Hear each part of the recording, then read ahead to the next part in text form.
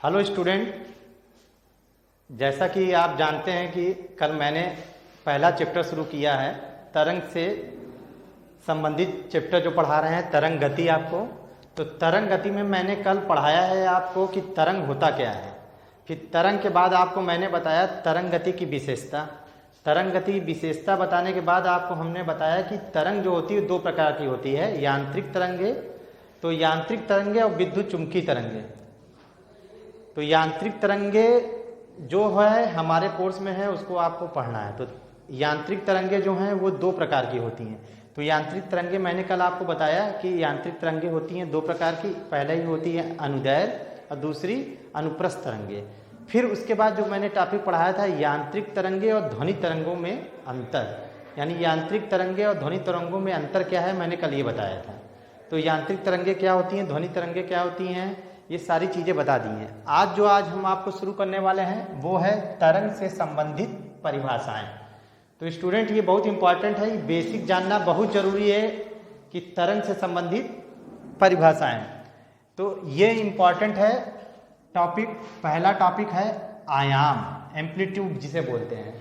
तो एम्पलीट्यूड क्या होता है, यानी हम पढ़ा रहे हैं आपको तरंग से संबंधित परिभाषाएं। तो सबसे पहले आप जानिए आयाम क्या है, एम्पलीट्यूड। तो आयाम क्या होता है, जो कण का विस्थापन होता है, यानी कण का अधिकतम विस्थापन आयाम कहलाता है। तो मान लीजिए बच्चों यहां पर है, ऐसे आप समझ लीजिए,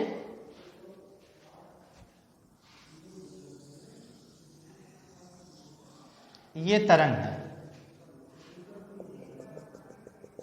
तो मैंने पहली परिभाषा आपको बताई है आयाम। आयाम क्या होता है, कण का अधिकतम विस्थापन आयाम कहलाता है।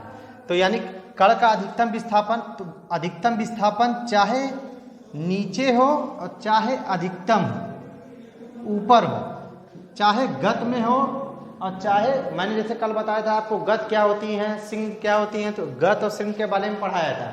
यानी अधिकतम विस्थापन चाहे नीचे की ओर हो चाहे ऊपर की ओर हो, वो आयाम कहलाता है। इसे ए से डिनोटेड करते हैं, स्मॉल ए से। तो इसे स्मॉल ए से डिनोटेड करते हैं। मात्रक जो इसका होता है, तो ए से डिनोटेड करते हैं, मात्रक होगा मीटर, यानी आयाम का मात्रक हो गया मीटर।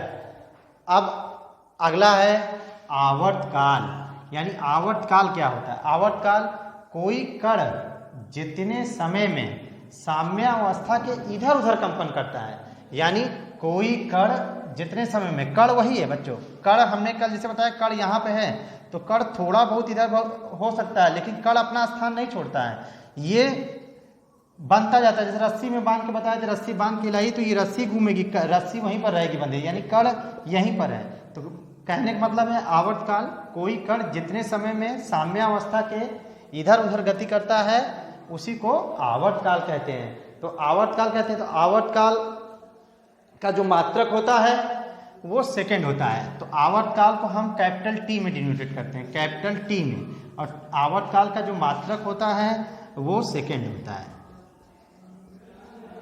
आवर्तकाल का मात्रक सेकंड। तो ये दूसरी परिभाषा हो गई। फिगर से ही समझिए बच्चों, ये हम एक ही पर चल रहे हैं। पहला हमने बताया आयाम, ये आयाम हो गया।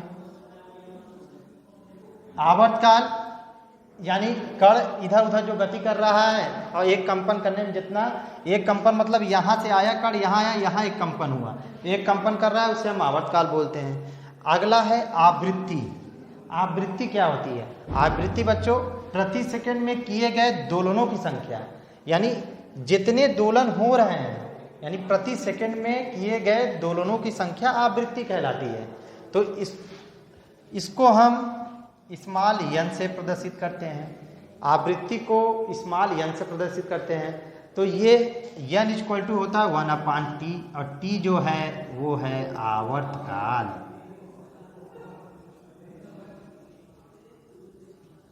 तो ये तो हो गया बच्चों आवृत्ति, आवृत्ति हो गई। आवृत्ति बाद चौथा नंबर आता है तरंग दैर्घ्य। तरंग दैर्घ्य क्या है, वेवलेंथ। तो तरंग दैर्घ्य क्या होती है, दो क्रमागत कणों के बीच की दूरी तरंग दैर्घ्य कहलाती है। यानी यहाँ से यहाँ इनकी बीच की दूरी जो होगी वो तरंग दैर्घ्य कहलाएगी, और इसको लैम्डा से प्रदर्शित करते हैं। यानी तरंग दैर्घ्य दो क्रमागत कणों के बीच की दूरी तरंग दैर्घ्य कहलाती है। इसको हम लैम्डा से प्रदर्शित करते हैं बच्चों, लैम्डा से प्रदर्शित करते हैं तरंग दैर्घ्य को। फिर लास्ट आता है आपका तरंग चाल। तरंग चाल क्या होती है? तो तरंग चाल तरंग विक्षोभ द्वारा 1 सेकंड में चली गई दूरी, यानी तरंग के विक्षोभ के द्वारा, यानी यहाँ कण है तो मान लीजिए विक्षोभ जो हो रहा है, तरंग के विक्षोभ के द्वारा 1 सेकंड में चली गई दूरी तरंग चाल कहलाती है। इसको समझिए बच्चे, ये इंपॉर्टेंट बहुत ज़्यादा है, छोटी छोटी डिफिनीशन है, बहुत ही इंपॉर्टेंट है। इसको v = n लैम्डा होता है फार्मूला, चाल बराबर n लैम्डा दूरी बटे समय। तो ये तो चाल बराबर दूरी, तो ये हम यहाँ ले रहे हैं तरंग चाल, तो तरंग विक्षोभ द्वारा 1 सेकंड में चली गई दूरी v बराबर n लैम्डा। n हम आपको बता चुके हैं आवृत्ति होती है, और लैम्डा ये तरंग दैर्घ्य होता है यहाँ से यहाँ तक की।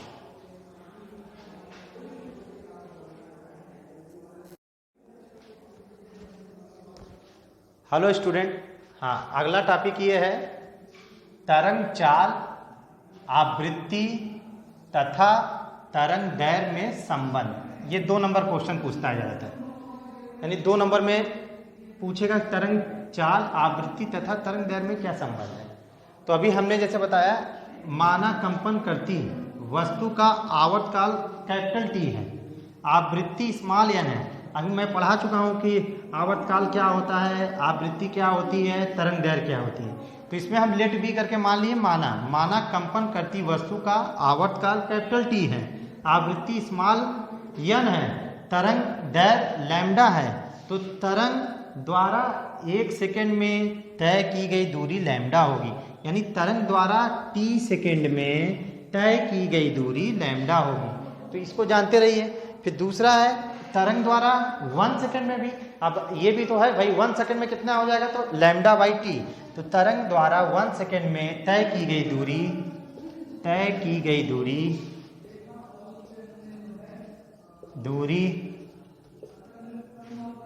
लैम्डा बाई टी, तो लैम्डा बाई टी होगी।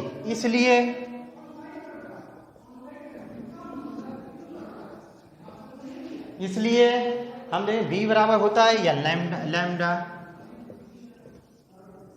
v = n इंटू लैम्डा, जहाँ n बराबर है 1/t। तो हम इसकी जगह लिख सकते हैं v बराबर 1/t इंटू लैम्डा, या v = लैम्डा बाई t। ये भी कर सकते हैं बच्चों। अब t को यदि हम बाहर ले लेते हैं, v बराबर n इंटू 1/t, जहाँ 1/t बराबर n है, v बराबर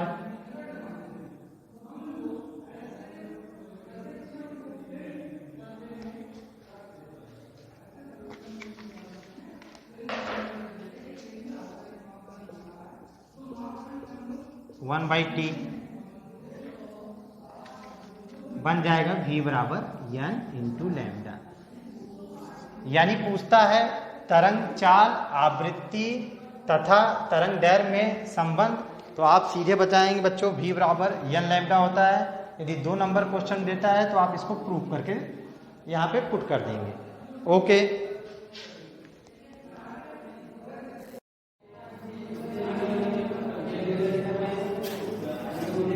हेलो स्टूडेंट, जैसा कि देखिए अगला टॉपिक मैं शुरू करने जा रहा हूँ, वो है कला और कलांतर। कला क्या होता है, कलांतर क्या होता है। सबसे पहले आप जानिए कला क्या है। कला वह भौतिक राशि जो उस क्षण पर कण की स्थिति तथा गति की दिशा को ज्ञात कराती है। यानी आप बताएंगे कला क्या है। कला की आप बता सकते हैं वह भौतिक राशि जो उस क्षण पर कण की स्थिति, यानी कण की स्थिति तथा गति, स्थिति क्या है उसकी गति क्या है, कि दिशा को ज्ञात कराती है, वो कहलाती है कला। तो जैसे ये फिगर में समझिए आप, जैसे मान लीजिए माना कि कण यम है, तो यम है तो कण को यहाँ से यहाँ तक पहुंचने में, यानी ये एक्स एक्सिस होता है कण का, ये वाई एक्सिस होता है। तो एक्स एक्सिस में मान लीजिए कोई कण कहीं स्थित है यहाँ पर यम से y तक पहुंचने में यस के सापेक्ष फाई बराबर जो होगा वो π/2 होगा, अथवा लिख सकते हैं p/4 भी होगा। यानी कहने का मतलब फाई बराबर π/2 भी होगा अथवा p/4 भी होगा। यानी कण यहाँ से यहाँ तक पहुंच रहा है। फिर पुनः जब कण यस पर आता है, यानी कण यहाँ जहाँ चढ़ा फिर से वो आगे बढ़ा फिर से यस पर आता है, तो फाई बराबर 2π हो जाता है। यानी फाई बराबर 2π या t होगा, कैपिटल T। ये दोनों में से कोई भी आप लिख सकते हैं, फाई बराबर 2π या t भी होगा। तो यह कला कहलाता है। कला के बाद होता है कलांतर। कलांतर और कला के दो टॉपिक पढ़ा रहे हैं, ये बहुत इंपॉर्टेंट बच्चों, ये जान जाइए एक नंबर में कला या कलांतर आता है जरूर। तो कलांतर क्या है? दो तरंग के बीच लंबवत दूरी के अंतराल के अंतर को, यानी मान लीजिए दो तरंगे हैं, तो एक तरंग ये हो गई, एक तरंग यहाँ से जा रही है, ये हो गई। तो दोनों तरंगों में से पहली तरंग का यहाँ और दूसरे तरंग का यहाँ, इन दोनों के अंतर को, यानी दो कणों के कलांतर के अंतर को, यानी यहाँ और यहाँ इन दोनों का अंतर हमने थीटा मान लिया, थीटा को, यानी अंतर को कलांतर कहते हैं। यानी कलांतर क्या हुआ? दो समान तरंग के बीच लंबवत दूरी के अंतराल के अंतर जरूर लगाइएगा।